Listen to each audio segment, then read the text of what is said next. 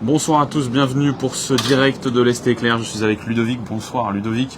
En direct, comme vous pouvez le voir derrière nous, du stade de Charletti où joue donc le Paris FC et l'Estac a joué ce soir, a perdu. Ce soir, on va analyser ce match ensemble, vous donner les réactions de certains joueurs, du coach troyen Stéphane Dumont, quelques petites informations. On a vu notamment Mounaïm El Idrissi sortir sur blessure. On va aborder tous ces sujets ensemble pendant une dizaine de minutes avec vous.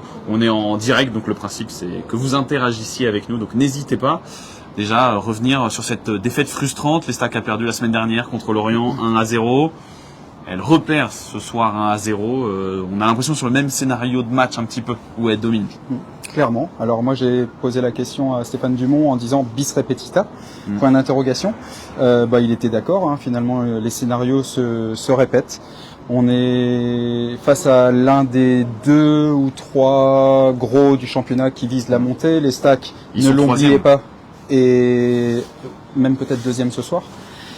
L'Estac est encore en situation difficile avec 2 points seulement sur le barragiste Clermont. Et pourtant, comme la semaine dernière face à Lorient, l'Estac aurait peut-être dû sortir de cette rencontre avec à minima 1 point. Elle s'est fait surprendre, elle s'est fait battre en tout cas, après une première mi-temps plutôt dominée. Ouais. Il y a eu un petit peu moins de domination quand même en deuxième mi-temps. Une équipe adverse qui joue bien au ballon, qui a bien utilisé la largeur et qui, à 10 minutes de la fin, sur une frappe soudaine, puissante, a surpris un petit peu tout le monde. Le gardien, nous, l'entraîneur adverse aussi qui disait qu'il s'y attendait pas. Et finalement, le PFC, à l'image d'une équipe qui va plutôt bien, qui joue le haut du tableau, a réussi à battre l'Estac, qui est une équipe qui joue pour se maintenir et à qui elle, j'allais dire, pas grand-chose ne réussit dans ces moments-là. Ouais, voilà, c'est notamment, c'est le sujet qui revient beaucoup. Stéphane Dumont était revenu sur ce sujet-là après Lorient, à la conférence de presse hier. Encore une fois ici, le manque d'efficacité des Troyens devant, qui n'ont pas trouvé la faille. Deuxième match sans marquer de but, même si ils ont inscrit un but qui a été refusé. Alors en début de rencontre, il y a une saucisse de Syria Kyrie, une frappe un petit peu bizarre qui est complètement dévissée et qui file en sortie de but. Et Rafiki Saïd, d'un geste non pas acrobatique, mais en tout cas réussit à sortir le ballon, à le remettre en retrait à peu près au point de pénalty à El Idrissi qui fait d'une belle demi-volée mouche. Ouais. Donc, on se dit il y a but, mais la juge de touche avait vu que le ballon était sorti. Alors selon l'entraîneur troyen, pour lui il y a but. Il n'y a pas eu de grosse fausse joie. Il siffle assez vite après le but, mais les joueurs troyens comprennent pas trop, célèbrent une demi-seconde avant de voir l'arbitre du coup qui refuse ce but-là, et le jeu reprend assez vite. Voilà, comme tu l'as dit, la balle était selon les arbitres du match sortie, mais effectivement Stéphane Dumont qui est passé en conférence de presse d'après-match et en zone mixte, qui n'est pas le même endroit où il y a parfois 2 groupes de journalistes, a à chaque fois dit que selon lui il y avait but et que Alors quand on parle de manque de réalisme, c'est compliqué quand justement on marque un but qui est peut-être valable et qu'on ne l'autorise pas, on le valide pas. Maintenant, effectivement, il y a eu d'autres occasions, il y a eu d'autres opportunités. Alors pas tant que ça, finalement, surtout après l'ouverture du score, une vraie occasion de Saïd, bien dégagée par le pied du gardien adverse. Mais dans l'ensemble, c'était une rencontre assez fermée en termes d'occasions franches, avec pas mal de rythme et 2 équipes qui jouent au ballon, une équipe de l'Estac qui joue plutôt très bien au ballon par moment, mais qui ne s'en sort pas. Même si on peut rappeler qu'il y a eu plusieurs absents ce soir, Ripard de longue date, Mehdi Tarat aussi, mais récemment Martin Adeline et Nicolas Depréville, c'est ce qu'a annoncé le coach du coup hier en conférence de presse, donc c'était la première titularisation. C'est vrai qu'on a moins parlé du 11, mais il y a la première titularisation pour El Idrissi qui a failli donc marquer son premier but comme on en a parlé, et retour dans le 11 de Xavier Chavalrin. C'était un peu les 2 faits marquants. Ça c'était la surprise de revoir Chavalrin dans l'entrejeu. On imaginait plus voir Diop enchaîner. Alors Diop était un petit peu touché au niveau de la cheville, peut-être est-ce pour ça que le coach a voulu faire tourner. Il a fait rentrer Chavalrin qui a fait son match. Alors il n'a pas été exceptionnel, comme bon, on n'a pas vu un joueur de toute façon exceptionnel. On a vu juste une équipe cohérente, une belle équipe. Oui, tu parles pas de Chavalrin quand tu dis joueur, il n'y a pas un joueur qui ressort du lot. Qui ressort du lot. Xavier Chavalrin a fait son match. Il a essayé de faire ce qu'il a pu. Il a très très peu joué depuis le mois de novembre. Je crois qu'on était en train de regarder. Il n'a pas joué 30 minutes. Pas titularisé depuis le mois de novembre. C'est ça, un match contre Grenoble, il me semble. Je crois que c'est 30 minutes ou un peu moins sur les. Donc on va dire novembre, décembre, janvier, février. Ouais, sur 3 mois, ça fait très peu. Donc on va pas demander trop à un joueur qui revient dans le groupe. Donc il y avait donc en tout cas Chavalrin qui était titularisé et puis El Idrissi, la recrue de Courtrai qui palliait les blessures de Ripard et de Depréville plus récemment. Ouais, sachant qu'il nous bat sur le banc, Assoumou une nouvelle fois hors du groupe. Voilà. Et alors là, peut-être la petite surprise, c'était d'avoir vu en pointe donc El Idrissi, ça c'est normal, mais avec à ses côtés Mchangama. On aurait pu imaginer voir Mchangama jouer un petit peu plus en retrait. Il a joué très haut. Ils ont cherché à presser haut le bloc adverse. On les a vus faire beaucoup d'efforts sur la ligne d'attaque. Donc en tout cas face aux défenseurs pour empêcher les premières relances. Ça a plutôt très bien fonctionné. Maintenant dans l'utilisation du ballon, on aurait presque aimé un petit peu plus, un petit peu mieux, mais malheureusement, on peut pas attendre trop d'une équipe qui joue encore le maintien. Oui, parce que malgré les absences, Stéphane Dumont n'est pas retourné à son 4-3-3 habituel, mais à son 4-2-2-2, ou je sais pas comment on pourrait l'appeler, mais où il y a du coup, si vous avez regardé les derniers matchs de l'Estac, vous voyez ce dont je parle, mais oui, c'est 4-4-2, mais avec deux joueurs qui sont un peu sur les côtés. Cette équipe a un peu changé sur la fin de la rencontre, puisqu'il y a eu des changements, et on a mis Irié devant, Mchangama est redescendu d'un cran, donc là on est repassé à une équipe qu'on a plus vue en début de saison.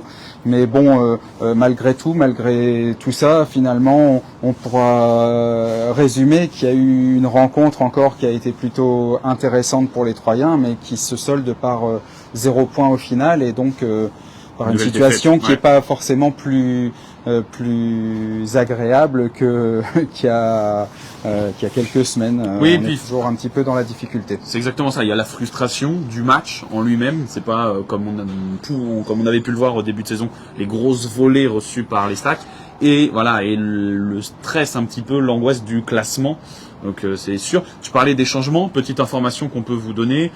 Si vous regardiez le match, si vous avez suivi sur le direct commenté de l'Est Éclair, Mounaïm El Idrissi est sorti sur blessure à la place de Diop. Enfin, est sorti, il était un peu touché au pied.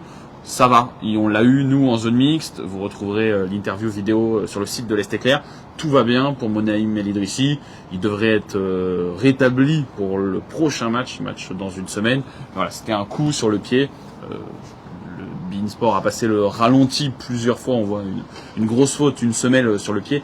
Mais voilà, pas de blessure en tout cas pour l'attaquant de l'Estac. Après les blessures de Ripard, de Préville, ça aurait été vraiment pas de chance que un nouveau neuf soit blessé. Alors Mathieu dit, il dit l'absence de personnalité et d'esprit de rébellion de cette équipe est frustrant. Alors pour le coup, je suis pas d'accord, parce que je trouve au contraire que cette équipe a fait preuve de personnalité. Elle a fait ce qu'elle a pu, elle a beaucoup donné. Alors de réaction, je suis désolé, mais 5 minutes après, Saïd a une balle comme un penalty. Il est à 5 mètres du but ou 6 mètres du but et il frappe sur le gardien. Alors le gardien fait un bel arrêt du pied. Mais bon, on peut pas leur reprocher, en tout cas, de pas avoir eu d'occasion. Ils ont essayé de se battre. C'est encore une fois, c'est face au PFC et c'est une belle équipe du PFC. C'était pas une équipe. J'allais dire, il y a eu des moments dans le passé, dans un passé relativement récent, on voyait au contraire aucune rébellion face à des équipes qui étaient moyennes. Là, on jouait d'en prendre 2, 3, 4. Voilà, on jouait dans un stade où il y avait du monde. Alors là, pour le coup, il y avait un peu plus de 8000 personnes. Certes, c'est gratuit, mais il y avait 8000 personnes. Il y avait un peu d'ambiance. Pour les Troyens, il me semble que le parquage visiteur a dû payer. Et moi, je trouve, alors c'est à titre personnel, mais cette équipe, elle progresse. Et je pense, alors le coach était plutôt d'accord avec ça. C'est même lui qui le disait. Il a parlé de défaites encourageantes.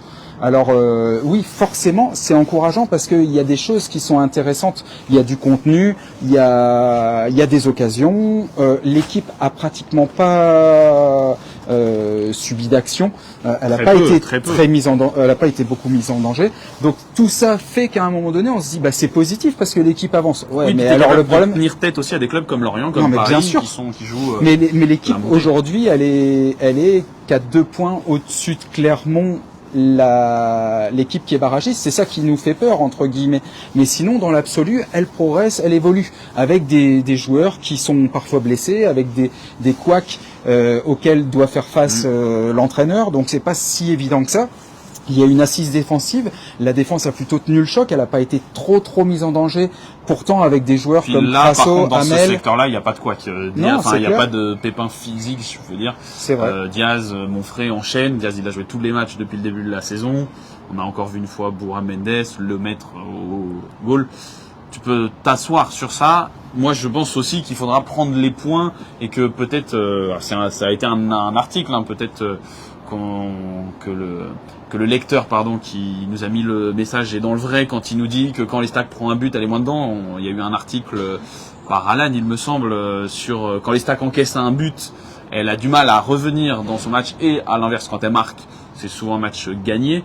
Mais l'important, ce sera de bien jouer et de gagner contre des équipes qui sont plus dans son championnat, qui jouent le maintien également. Les prochaines semaines, ça va être ça. On a eu, avant les 2 confrontations contre Lorient et contre le Paris FC, il y a eu Martigues et il y a eu Caen, où l'Estac a pris des points, a fait 6/6, et c'est là pour moi que c'est important, et que le maintien va se jouer, parce que maintenant on parle évidemment plus que de maintien pour l'Estac, même si il y a une bonne phase, même si Stéphane Dumont a tenu à rappeler que depuis le match contre Caen, il me semble, qui avait suivi la défaite contre le Paris FC au Stade de l'Aube, l'Estac est quand même sur une bonne dynamique et parmi les premières équipes du championnat. Alors il y a quelque chose que je peux retenir, moi en tout cas, c'est après la conférence de presse, quand on discute un petit peu avec Stéphane Gilly, l'entraîneur du PFC. Il dit c'est une belle équipe l'Estac, c'est une équipe qui n'est pas à sa place, mais surtout il répète 2 fois, c'est une belle équipe. Alors moi c'est ce que je veux retenir, c'est que c'est une équipe l'Estac aujourd'hui, un bloc, avec une cohérence dans le jeu, une cohérence dans beaucoup de domaines, avec aussi encore quelques carences, mais il travaille à ce que ça se résout. Maintenant, est-ce que ça se résoudra ces prochaines journées? On l'espère, pour nous permettre de franchir un cap, de nous maintenir en Ligue 2 et ensuite peut-être voir plus haut. Mais il y a encore une fois, j'allais dire, quelques mois ou l'année dernière, on parlait pas d'équipe, on disait l'Estac a des individualité, mais n'a pas d'équipe. Des noms sur une feuille de match, mais pas plus. Là, c'est vrai qu'il y a une équipe. Ça commence à se mettre en plan. Alors maintenant, il faudra voir si ça va se confirmer, parce que on attend donc des résultats, au moins des résultats face à Pau déjà la semaine prochaine, puis après au Stade de l'Aube. Non, c'est Bastia, Pau, c'est ça, Bastia et Pau, je crois. Donc en tout cas, 2 équipes qui sont à la portée des Troyens, qui auraient pu aussi prendre des points face à Lorient et face au PFC, comme l'a dit El Idrissi à la fin de la rencontre. Et ça aurait pu faire 4 points sur ces 2 matchs. Oui, aujourd'hui, ça fait 0. Oui. Avec 4, on se dirait on est bien placé dans le ventre mou. C'est ça, c'est important, c'est de gagner. On en parlait l'année dernière quand on faisait des débriefs avec vous, mais que quand une équipe joue le maintien, l'important c'est les victoires, c'est le nombre de points que tu rapportes, le jeu, l'équipe. Alors évidemment, ça va t'aider à gagner des points. Mais oui, du coup, comme tu disais, Bastia la semaine prochaine au Stade de l'Aube, Pau à l'extérieur ensuite. Là, on ne pourra pas se permettre de regarder uniquement, comme l'a dit le coach, les adversaires dans les yeux. Il faudra battre l'adversaire. Et on en parlait encore, il y a une vidéo sur le site de l'Est Éclair avec l'extrait de Stéphane Dumont qui parle justement de ce sujet-là.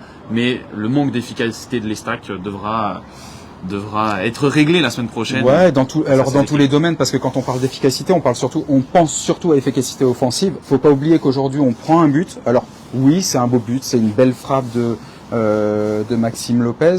Mais la défense, elle est un petit peu, pour le coup, un peu attentiste. Elle regarde le joueur, elle n'est pas replacée comme il faut. Alors c'est ça aussi qu'il faut faire. Il faut faire des efforts sur toute la rencontre. Il n'y a pas eu que ce moment. Il y a eu des moments. Alors bien évidemment, le foot est fait d'erreurs, mais il y a eu 2-3 pertes de balles, notamment en première mi-temps de Saïd, à un moment où il doit pas perdre le ballon. Quand on perd le ballon, on peut avoir une occasion qui arrive juste derrière. Donc c'est toutes ces petits défauts, tous ces petits problèmes qu'il faut gommer pour enfin, j'allais dire, renverser la situation, qu'on souffle un petit peu, qu'on soupire, soupir.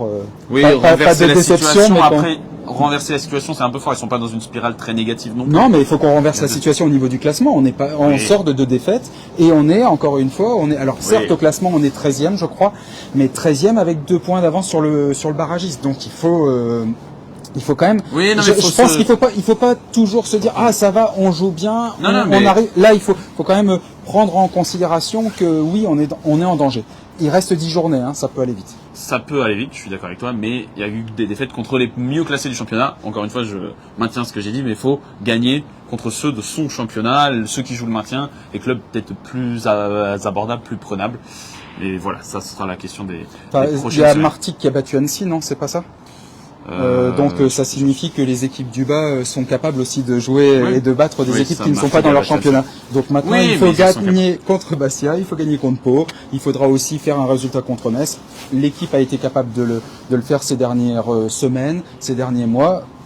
Maintenant on attend que ça se passe. Bon, tout ne va pas mal, voilà. Non, c'est sûr, victoire 1-0, comme l'a dit Stéphane Dumont encore une fois, mais il y a des victoire 1-0 du PFC. Victoire 1-0 du PFC. Comme l'a dit Stéphane Dumont, encore une fois, il y a des choses à retenir de ces matchs-là et pour moi c'est le principal aussi. Enfin, c'est principal. C'est par ça qu'il faut commencer pour les prochaines rencontres. De toute façon, on aura tous rendez-vous avec les stacks ces prochaines semaines. Peut-être ce qu'on va retrouver dans le journal de demain pour la partie vidéo sur le site internet. Du coup, il y aura la réaction de Mounaïm El Idrissi, première réaction à la presse après ce match-là, donc contre le Paris FC. Vous retrouvez ça sur le site internet et réaction de Stéphane Dumont après le match également pour le journal, pour la liseuse qui est déjà en ligne pour les abonnés de l'Est Éclair. Oui, il y aura le compte rendu, les déclarations des entraîneurs, le baromètre comme on le fait d'habitude, quelques brèves.